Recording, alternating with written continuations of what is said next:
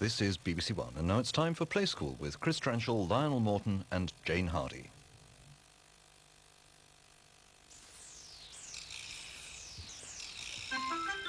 Get ready to play. What's the day? It's Wednesday.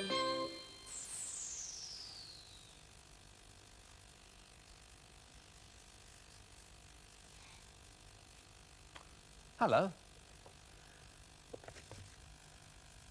A visitor in Play School today is Bertie. He's come to see us again. Hello, Bertie. How are you? You look good and bright-eyed. You want to go back? All right.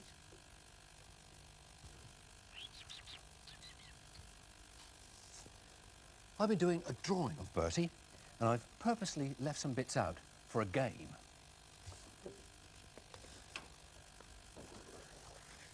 Because Jane is here today, and she's going to finish him off. Hello. Hello, It's Jane. my first visit to Play School today, and I'm ready to go. I've had a look at Bertie. You all right? Yes. Have a good look. Yes. And now if you put this on before we play the game. Oh, dear. Right.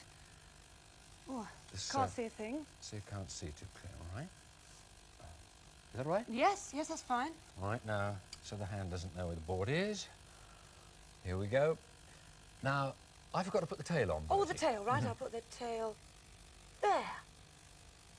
You're a bit off the page. Come back a Oh, bit. dear. There? That's better, Oh, yes. And an ear. He has an ear An missing. ear. There. And another eye. Eye. There. And some whiskers.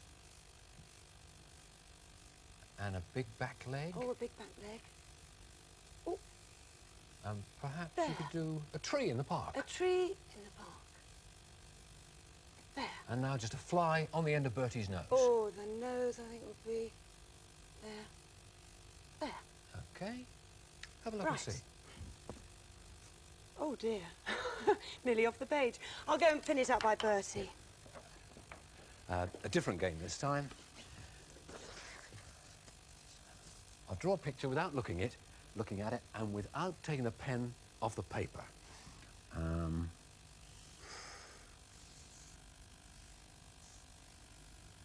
See if you can guess what it is. That's a wheel. That's another wheel. And, in here, they're crates. They used to have milk inside them. It's a milk float.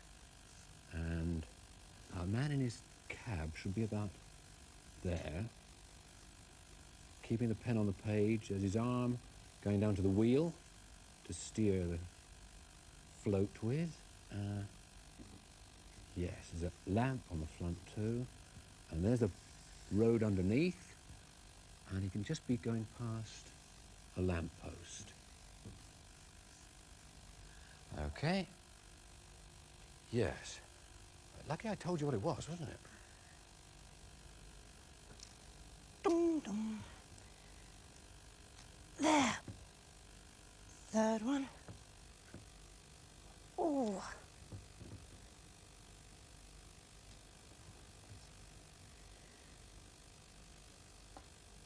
There. Finger paints for footprints. Whose footprints are they, do you think? Who rolled in the mud behind the garage door? Who left footprints across the kitchen floor? Whoop, whoop. I know a dog whose nose is cold. I know a dog whose nose is cold. Who chased raindrops down the windows? Who smudged the glass with the end of his nose? I know a dog with a cold at his nose. I know a dog with a cold at his nose. Who wants a bath and a big crunchy biscuit? Who wants to bed down in his fireside basket? Me, said Ronzo. I'm the dog with a cold. Oh, achoo!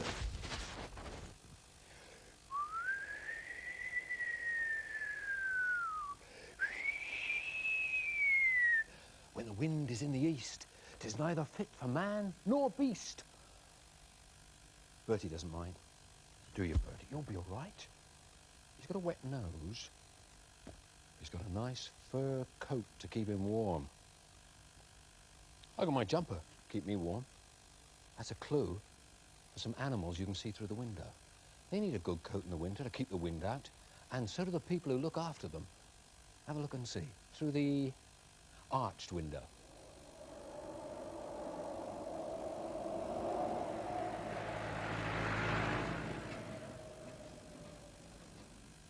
Here comes the shepherd with his children and their dog. They're going out to the fields to look after the sheep. They'll tell you all about looking after sheep.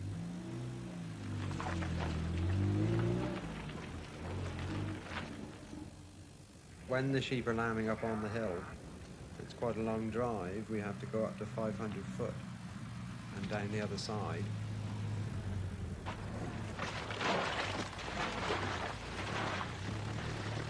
It can be very wet, or it can be freezing. We can have ice, snow, all sorts of conditions. And we go up all hours of the day and the night.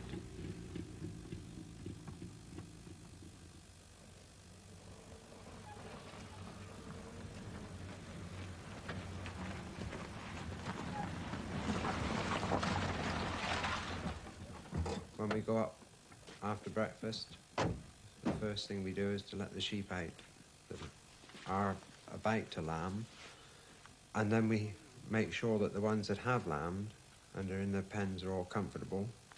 My two children, Sally and Clive, are a great help to me.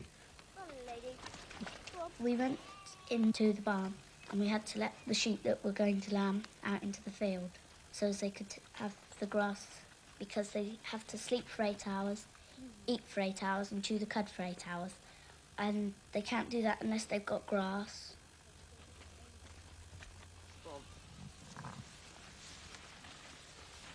In you go. Hold in there.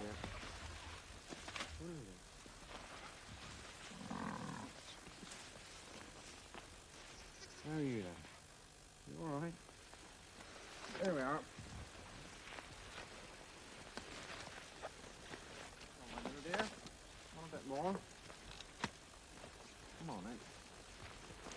There we are. Come on. Come on, then.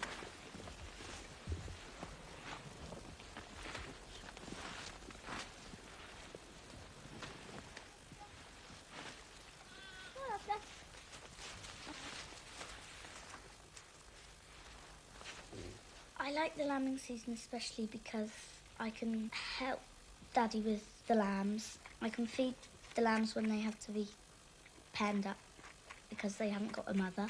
We've got one at the moment.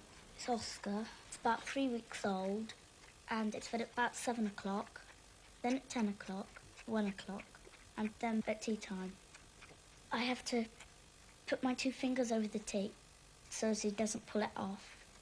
He's very lively and fierce at times, and we're going to keep it, I think. Come on. Come on.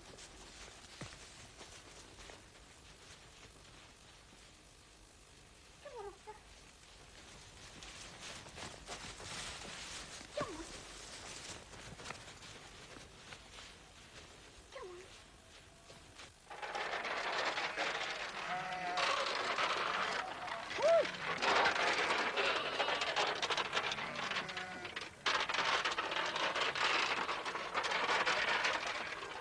When we go to the field to put the cake into the troughs, we also like to check the sheep at the same time, because 3 pairs of eyes looking at them is a lot better than 1. And I've got a very quiet little dog. Her name's Fly. And if you have a quiet dog, then you have a quiet flock. And if you've got a quiet flock, they're much easier to handle and much easier to look after. They don't all jump up and run away when you come. In fact, we've got one sheep that's very, very friendly. And Sally calls it her granny, or her friendly sheep. She will always come up to you whenever you go into the field just to see if you've got any food for her.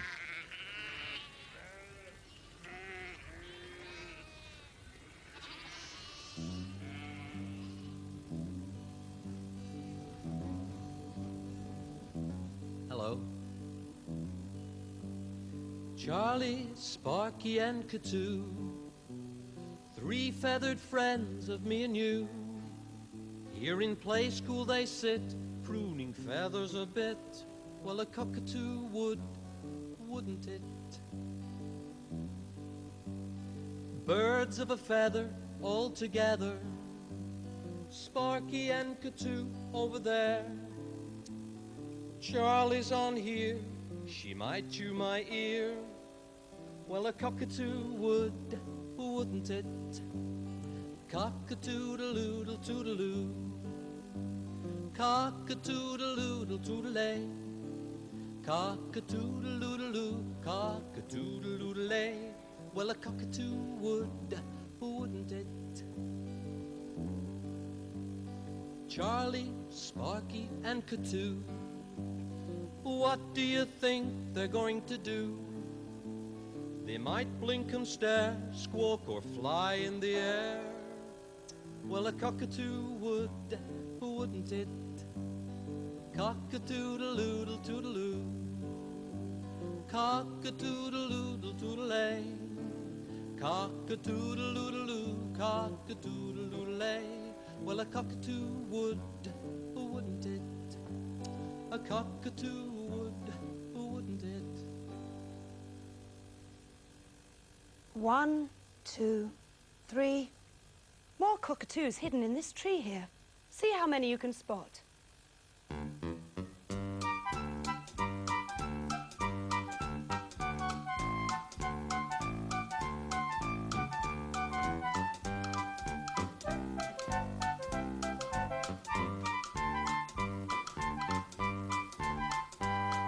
Well, there's a head popping out 1, a wing there 2, and a foot there 3. Oh, another head there 4, another wing there 5, 6. Oh, a head popping out there 7, another foot 8, another head 9, 10, 11. 11 cockatoos and 1 parrot. Pretty Polly, Pretty Polly. Hello, Dad. Hello, Dad. Mind your head. Mind your head. You ever heard a pet parrot speak? You try it. Just make a squeaky noise as though you had a big beak and were trying to speak with a big beak in front. Hello. Hello. Pretty Polly. Pretty Polly. People try and teach parrots to speak. It takes them a long time to learn. They copy the things you say to them. Pretty Polly. Pretty Polly. Pretty Polly. Pretty Polly. Watch your head. Watch your head. What's your head? What's your head? Here's a story about someone who's been trying for years to teach their parrot to talk.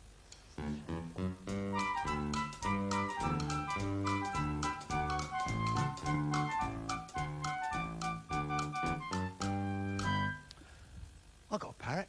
His name's Uncle Fred. He's green and blue and yellow with a little bit of red. I talk to him each day in the hopes that he'll say, "Pretty Polly, hello, Dad, mind your head." But Uncle Fred won't talk, doesn't even squawk. I'm afraid there's something very wrong, because Uncle Fred won't speak. No, not a single squeak. All he ever does is hiccup all day long. When he was just a chick and pretty little bird, we put him near the baby, which was really quite absurd. The baby's food was tinned, which gave it dreadful wind, and hiccups was the only thing he heard. Now Uncle Fred won't talk, doesn't even squawk. I'm afraid there's something very wrong, because Uncle Fred won't speak. No, not a single squeak. All he ever does is hiccup all day long. I try to teach him poems. I try to teach him verse. Hasn't learned a line, but his hiccups get much worse. I take him to the vet, but hasn't cured him yet, because all he does is hiccup at the nurse. No, Uncle Fred won't talk, doesn't even squawk. I'm afraid there's something very wrong, because Uncle Fred won't speak. No, not a single squeak. All he ever does is hiccup all day long. I don't know how to cure him. I haven't got a clue. I've done the best I can. No, I don't know what to do. I think that you'll agree it's very bad for me, because now I find that I've got hiccups too. No, Uncle Fred won't talk, doesn't even squawk. I'm afraid there's something very wrong, because Uncle Fred won't speak. No, not a single squeak. All he ever does is hiccup all day long. Have you got a glass of water? pardon. Pardon? Pardon? Pardon? Pardon? Pardon?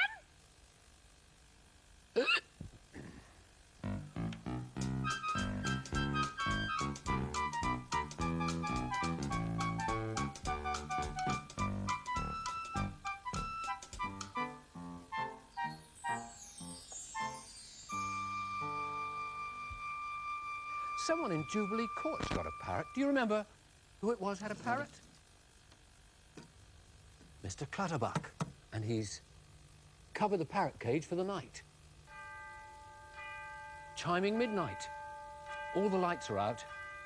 Everyone in Jubilee Court is asleep.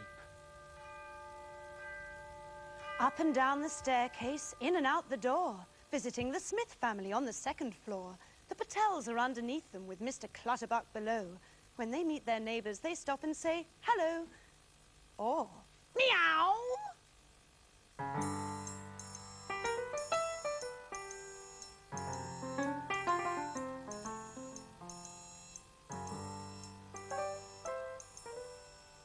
In the dark, dark wood, there was a dark, dark house. And in that dark, dark house, there was a dark, dark room. And in that dark, dark room, there was a dark, dark cupboard. And in that dark, dark cupboard, there was a dark, dark shelf. And on that dark, dark shelf, there was a jam donut.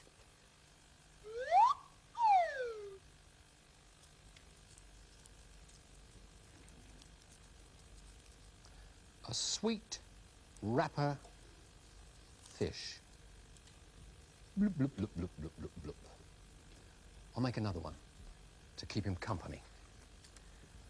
Draw it out first of all.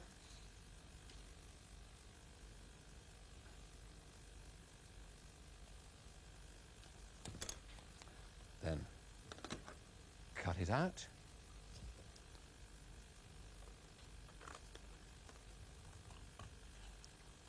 Around the tail.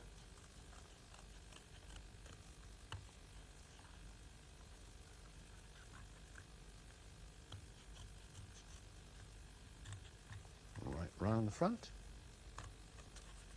And another bright, sweet wrapper. Fold it all over him.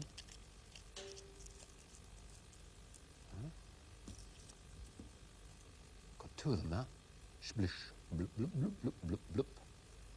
I've got a tank for them as well.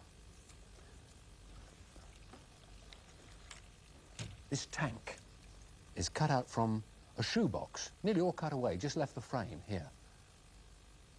And inside some pebbles and shells from the seaside.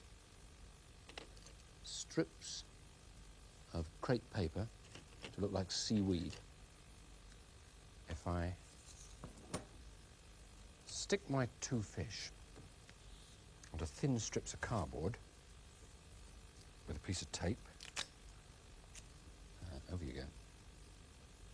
That one there, and that one there. I can then put them into the tank. Splosh! Have you ever thought what happens in a fish tank at night?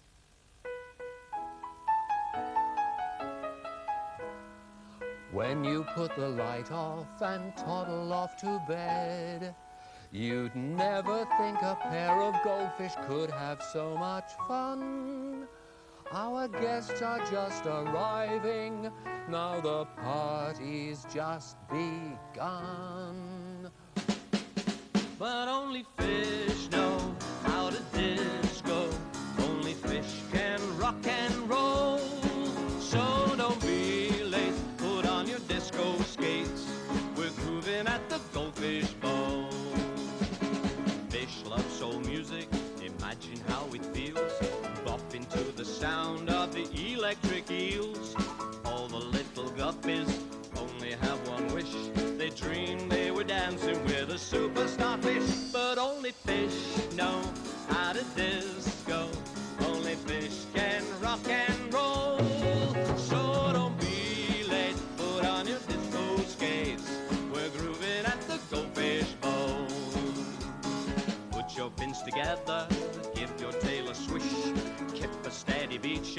a jellyfish.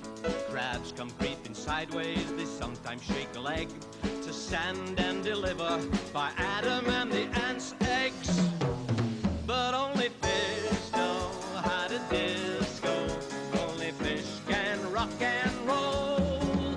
So don't be late, put on your disco skates. We're grooving at the disco ball. We're grooving. Oh, we're grooving. Yeah, we're grooving. Ah, we're grooving at the Go Fish Bowl.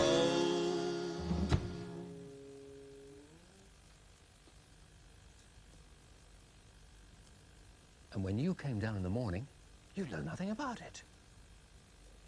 Perhaps you'd like to make your own fish tank and fish to swim around in. Time for us to go now. Oh, we could just have one more game of the drawing without looking what you're doing. Jane, Yes? is your card ready for one more Right, go? yes. And your pen? You thought what you're going to draw? Yes. Have I thought what I'm going to draw? Yes. Okay, go. That's a beak. It's coming round his head and right down his long tail. It's a big cockatoo with an eye and those big feathers they have on top of their head. On a perch, or feet. How are you getting on? All right, I'm doing a fish, and I just finished just putting an eye in there. Some fins there. And up there. And some pebbles on the bottom, I think. I've done a bell in the cage and need something for his water and a seed and then the edge of the cage. Goodbye. Bye-bye.